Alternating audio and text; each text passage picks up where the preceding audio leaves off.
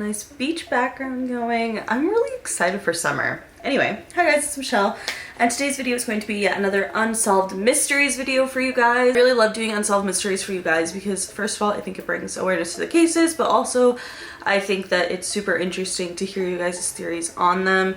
But yeah, before we get into it, I would like to thank Sundance Now for sponsoring today's video. Sundance Now is an ad-free streaming service created by AMC Networks, made for people who just appreciate riveting storytelling and fresh perspectives, which I really love. I personally watched everything on every streaming service ever. I watch so much TV and movies, it's insane. So it's nice to get something fresh and new. Sundance Now has weekly releases and hundreds of exclusive shows that you won't be able to find anywhere else. They have a show called A Discovery of Witches. Y'all know I just love witches. I love stuff like that and I find it super interesting and it's really, really good. So get into it. Sundance Now is also available commercial free for only $4.99 a month. Sundance Now is also super easy to stream. You can download the app. You can stream via Apple and Android devices, Amazon Fire TV, Google Chromecast, and Roku. So if you guys want to check out Sundance Now, you can get 30 days for free by going to sundancenow.com and using the promo code Platti. Definitely go check them out. I want to hear all about what shows you're watching. And yeah, let me know. Without further ado, let's get into the unsolved mysteries. Sorry, it's a bit later. I didn't like my makeup earlier, so decided to just stop recording in the middle and pick up later. So anyway, now I just feel much better. So let's get into the unsolved mysteries. First unsolved mystery is so crazy and actually really scary, and it has to do with Alcatraz. So I'm sure a lot of you guys know that there was a prison on the island of Alcatraz in the San Francisco Bay. It was a super high security prison at the time, and it opened in 1934 and closed down in 1963. 36 men tried to escape Alcatraz on 14 different occasions, but none of them were successful. They either got caught or they didn't make it out alive. Through all these failed attempts, there were 3 inmates who escaped that to this day remains a mystery what happened to them. On June 12th of 1962, the prison was doing a routine bed check and they realized that 3 of the inmates were not in their room. John Anglin, his brother Charles, and Frank Morris had escaped the prison. Well, his brother's name was Clarence. I don't know. I literally said Charles. I look at my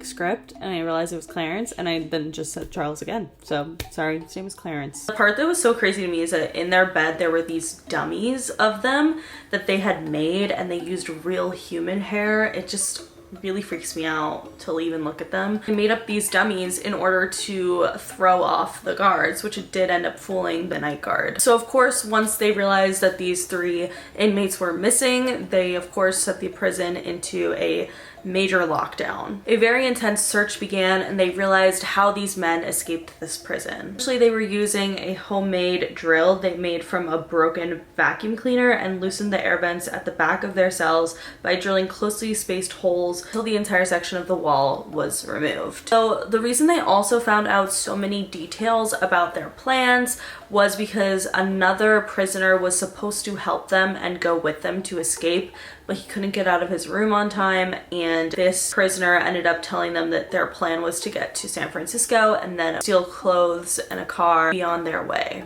essentially. So we got a lot of details of what they were planning to do after they had escaped from this extra prisoner who didn't end up making the escape. So because Alcatraz was of course surrounded by water, it was on an island, a lot of people believe that they actually never made it to shore. There's a few indicators that this could be true. A few things ended up being found in the water during a search party for these men, a packet of letters that related to the men, metal-like pieces and bits of rubber tube were found, making it seem like there was some sort of boat situation that they made, and also a homemade life vest was discovered as well. So they found out that the prisoners escaped on the night of June 11th, but like I said, no one is quite sure whether or not they made it to land, and most authorities believe that it's highly unlikely that they did. But naturally, with something like this, of course, people are just bound to very much theorize that there's a potential that they did make it to land. I guess the main reason people believed that they had drowned and did not make it to land was because of the pieces of wood that were in the bay. Also, a lot of people believed that they didn't make it to land because their family members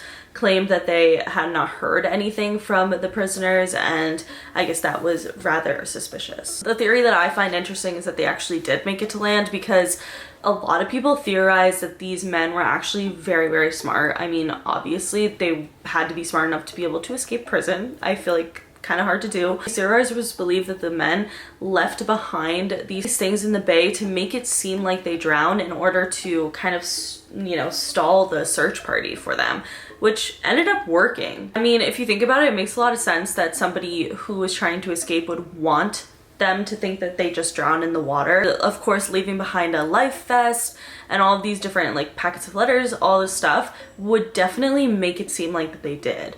And I think that they obviously had thought this plan out, and I kind of think that that makes sense. It also worked. It very much misled the police. The police definitely believe that they had actually drowned, and it's like, I don't know, I feel like it makes a lot of sense because it pretty much, I wouldn't say it completely stopped the search parties. It definitely still, like, were of course like on the wanted list and everything. But I feel like if people assume that people are dead, they're not really gonna look as hard. I just kind of think that this is what happened. The reason I really believe this is because Alcatraz received a letter that said, haha, we made it, and it was signed by all 3 of the prisoners, which normally I would think that they wouldn't do that because I feel like that's obviously kind of a dumb move, because then of course maybe it would make police look more for them because they think that they could be alive. But the only reason that I think that this makes sense is because apparently the handwriting really matches Clarence Anglin's handwriting in his letters, like that he had from prison. It was really specific the way that he wrote his T's, and they were all the same on all of like his documents that he had. And I don't know, I just find it to be really interesting and also really scary. There have been so many sightings and so many, you know, speculation that they are still alive. Some of their family members think that they are still alive and escaped, and I kind of just think it makes a lot of sense. Thinking how like well thought out their actual escape was, at least the part that we know of, like the drilling of the holes and the dummies essentially that were in their bed, I just think it makes a lot of sense that they would have thought to themselves to have, you know, these life vests and these things pop up to make it look like they had drowned.